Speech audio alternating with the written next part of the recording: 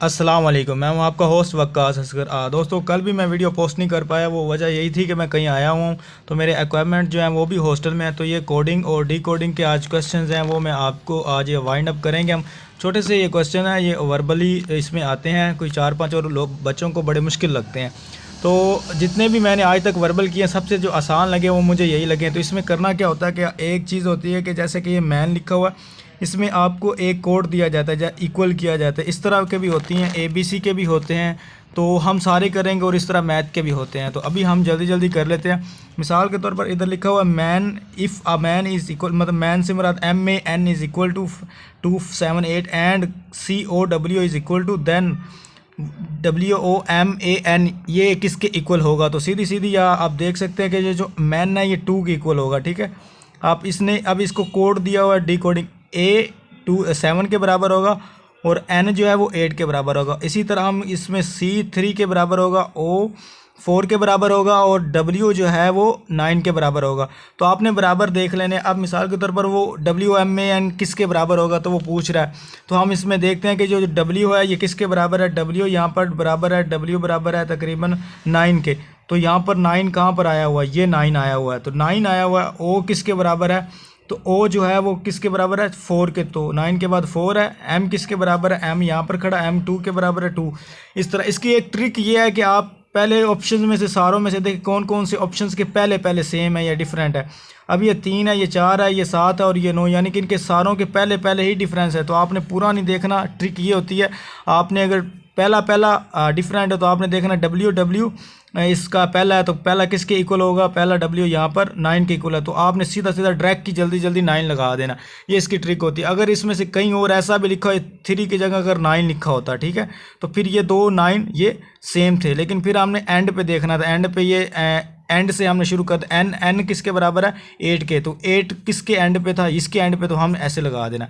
ये आपको और समझ आ जाएगी इस ट्रिक को। अगर हम आगे चलते हैं, इफ़ CAR 347 और RAT 749 और CAT कैट, यानी कि ये किसके बराबर होगी।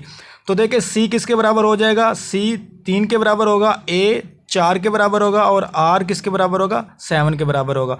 हमें चाहिए कैट। अब वही आपने ट्रिक पहले देखनी है। ये सारा कुछ पहले लिखा हुआ कैट, इसमें से आप देखें इनमें सारों में से सेम कौन सा पहला डिजिट, ये 3 और ये 3 ये सेम आ रहे हैं। तो आपने क्या देखना है, आपने एंड वाले देखने, इधर भी 3 सेम आ रहा है, 3 सेम आ रहा है। तो आप पहले जो मर्जी आप देख लें। आप देखें C देखें, आपने पहले C किसके बराबर है, 3 के। तो इधर 3 किधर लिखा हुआ है, ये 3 लिखा हुआ है, इस तरफ 3 लिखा हुआ है इन दोनों के जवाब में। अब A आपने ढूंढना है, A कौन सी जगह पर लिखा हुआ है। तो A कौन सी जगह पर लिखा है, A यहाँ 4 के बराबर है, A यहाँ पर भी 4 के बराबर। तो 3 के बाद 4 आना चाहिए, 4 आना चाहिए, दोनों में है।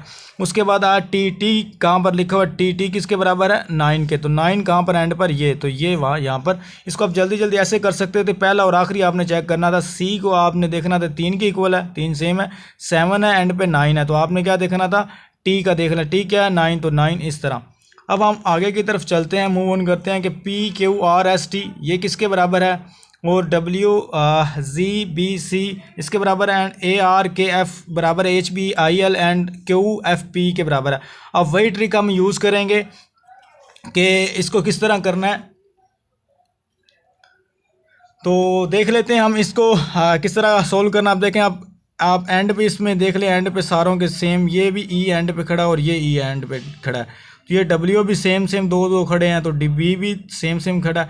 अब पहला जो है ना, वो पहला ज़्यादातर डिफरेंट, आप जो मर्जी देख लो। अब Q किसके बराबर होगा, Q ये खड़ा, Q यहाँ पर आ जाएगा, Z के बराबर हो जाए। तो Q Z के बराबर हो गया। तो यहाँ पर हमें सबसे पहले लिखा हुआ है Q Z कहाँ पर है शुरू में, Z कहाँ, यहाँ पर ये वाला। तो सीधा सीधा ये आंसर आ जाएगा इसका। अब हम दूसरे क्वेश्चन की तरफ चलते हैं। इफ़ BPQWF, ये आप देख सकते हो सारा कुछ ये किसके बराबर है। मैं जल्दी जल्दी इसको सोल्व करूँगा। तो हमें पूछा गया FPQ। तो इसमें आप देख लें, सबसे पहले ट्रिक क्या इस्तेमाल करनी है, इनके एंड वाले देख लें। सारों के एंड वाले आपने देखा है, R है, E है, O S, यानी कि चारों के चारों ही डिफरेंट एंड वाले। तो हमने सिर्फ एंड वाला पकड़ना है। Q एंड पे Q, तो Q यहाँ पर भी खड़ा है। ये Q किस बराबर है, दरमियान में है, तो दरमियान में E है, यानी कि यहाँ पर Q E के बराबर है। Q ये भी खड़ा है, ठीक है, ये भी E के बराबर है। तो यहाँ पर एंड पर क्या होना चाहिए, E आना चाहिए। एंड पर E कहाँ पर, ये खड़ा हुआ। तो इसका जो राइट आंसर होगा वो ये वाला होगा, ठीक है, QE। अब हम दूसरे कुछ मैथ के क्वेश्चंस भी होते हैं बीच में, वो आप देख लें, वो नमूने से होते हैं, आपको पहले पता चल जाएगा। देखिए 32 multiply by 41 is equal to 15 and 51 multiply by 34 is equal to 47। तो ये कोई सीक्वेंस नहीं बन रहा सारों का, अजीब अजीब से ये क्वेश्चन हो रहे हैं। तो हम इसको सीधा सीधा अगर मैं आपको क्वेश्चन है इसका डिकोडेड कैसे हुआ है, अब 3 में से 2 निकालें, क्या बचता है 1। अब 4 में से 1 प्लस करें तो कितना बचता है, तो 5। 5 में से 1 निकालें 4, 3 और 4 7, यानी कि पहले को हमने माइनस करना, दूसरे को प्लस करना। अब 4 में से 1 निकालें 3 बच गया, 5 और 2 कितने हो गए 7। इसी तरह हमने ये करना है, 8 में से 2 निकालें तो कितने बच गए 6। तो 6 कहाँ पर है, 6 यहाँ पर भी है और 6 यहाँ पर भी है। अब 5 में 3 प्लस कर देना तो कितने बन जाएंगे 8। तो 8 कहाँ पर है, यहाँ पर। तो ये इसका राइट आंसर। ये कोडिंग और डिकोडिंग के क्वेश्चन से। तो आई होप आपको समझ आई होगी। तो मुझे दीजिए इजाज़त, अल्लाह हाफिज़।